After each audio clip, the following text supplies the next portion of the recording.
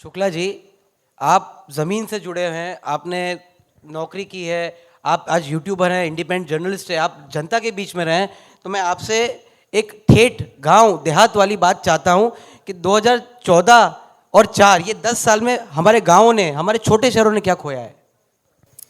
सबसे पहले सूरत की इस धरती को प्रणाम। सूरत के तमाम सारे जितने हमारे यहाँ पर दर्शक मौजूद हैं सबको प्रणाम।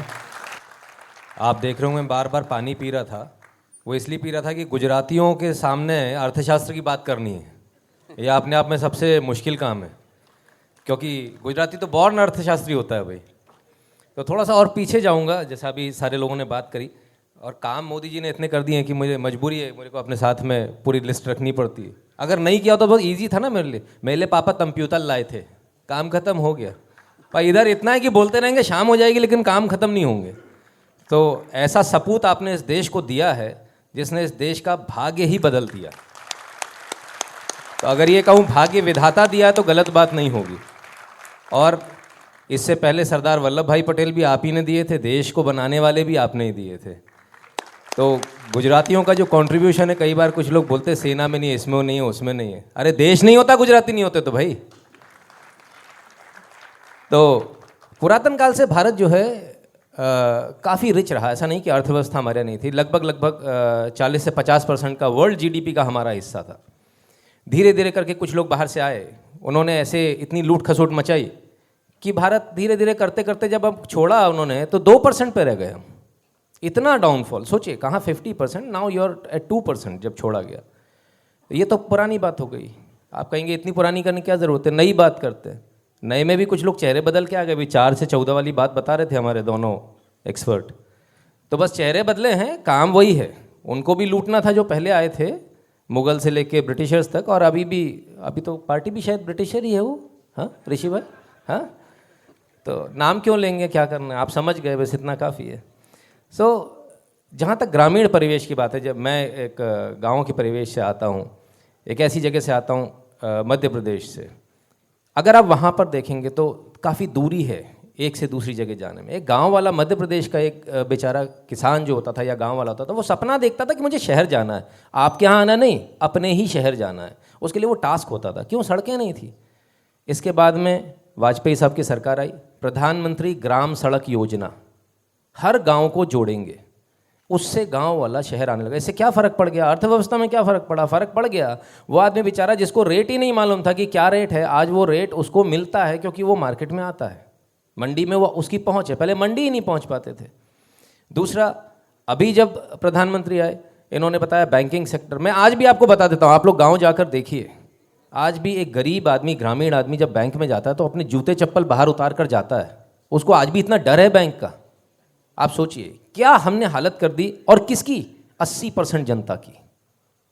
और ये हमारे वोटर थे, ये सरकार बनाते थे, और इनके साथ ये बदले में बर्ताव सरकारें करती थी। दूसरा क्रांति हुई, मोबाइल, सेकंड लार्जेस्ट मैन्युफैक्चरर हैं भाई हम। इससे गांव वाले को क्या फ़र्क पड़ने वाला है? गांव वाले को फ़र्क ये पड़ा, उसके हाथ में मोबाइल आया। मंडी जाने के लिए पहले मंडी में जाते थे, बड़ी लंबी लंबी लाइनें लगती थी, किसान की बड़ी बेचारा खड़ा रहता था, 2-2 3-3 दिन, पेमेंट भी नहीं होता था। अभी पहली बात, पेमेंट ऑनलाइन हो गया, जैसा इन्होंने बताया, बैंक से सारे जुड़ गए, पेमेंट खाते में आता है, डायरेक्टली आता है, बिना इधर उधर की कोई रिश्वत दिए हुए। मंडी में जब आप जाते थे, 4-4 5-5 दिन गाड़ी खड़ी रहती थी, और गाड़ी का नंबर लगने के लिए, तुलाई के लिए आपको रिश्वत देनी होती थी, और तब जाके गाड़ी की तुलाई होती थी। अभी स्थिति बदल गई। मोबाइल उठाता है गाँव वाला, अपना टोकन नंबर लेता है, उसको मालूम है मुझे 10 तारीख को जाना है, दोपहर के 1 बजे मेरी तुलाई होगी, वो वहाँ पर काटा खा लिए उसके लिए। सो ये डिफरेंस आया है गाँव वाले के लिए। गांव के परिवेश की अब हम बात करते हैं। और जब ये चीज़ें होती हैं ना सर, जब वो उसके जीवन स्तर में सुधार आता है, तब आपके जीवन स्तर में सुधार आता है शहर वाले के में। अब कैसे? उसने अपनी फसल बेची, उसने जो पैसा कमाया उसी से तो खरीदारी करने वो शहर आएगा। आपकी अर्थव्यवस्था भी तो उसी से चल रही है। तो हम लोग सब एक दूसरे से कहीं ना कहीं जुड़े हुए हैं। ये तमाम सारी छोटी छोटी चीज़ें हैं। सॉइल हेल्थ कार्ड मोदी सरकार लेकर आई, इससे पहले किसी को पता नहीं था। क्यों? सो रहे थे हम। गांव वाले को बोल दिया तेरी ज़मीन तो बंजर है, बेचारा वो बैठा हुआ है। आज उसको मालूम है, उसने मोबाइल उठाया, सॉइल टेस्टिंग के लिए दिया, मालूम चला नहीं यार यहाँ तो कुछ नहीं हो सकता, कैक्टस हो सकता है। बोले कोई बात नहीं, हम ड्रैगन फ्रूट कर लेंगे। और उससे आज वो लाखों करोड़ों रुपए कमा रहा है। तो ये फ़र्क पड़ रहा है गाँव में।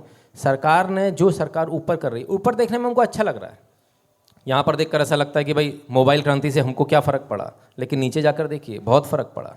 आज अपने मोबाइल के अंदर वो अपना खाता देख लेता है। पीएम किसान सम्मान निधि है, तमाम सारी हज़ारों योजनाएं हैं जो डायरेक्टली जुड़ी हुई हैं और डायरेक्टली उसके पास मैसेज आता है कि आपके खाते में पैसा आ गया। अभी मध्य प्रदेश में उन्होंने शुरू किया लाडली बहना योजना।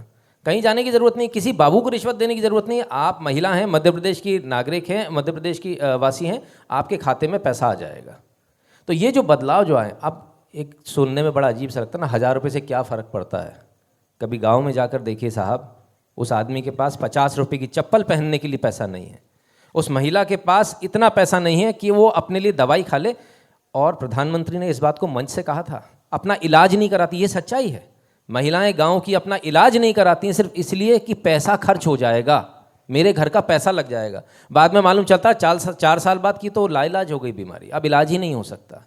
ये सारी चीज़ें खत्म हुई। आयुष्मान योजना लेकर आए, सबको इलाज, फ्री इलाज, 5 लाख तक का इलाज। प्राइवेट में कराना है, सरकारी में कराना है, झंझट ही खत्म। आपको जो हॉस्पिटल अच्छा लगता है उधर जाइए, कार्ड दीजिए, आपका फ्री इलाज होगा। कोई पैसा पहले नहीं देना, बाद में आएगा, फिर वो बाबू फाइल रोक लेगा, कोई चक्कर ही नहीं है। ये सारी चीज़ें करना, एक गांव को ऊपर लेकर आना, ये कोई हंसी खेल नहीं है। और इसकी चिंता किसने करी?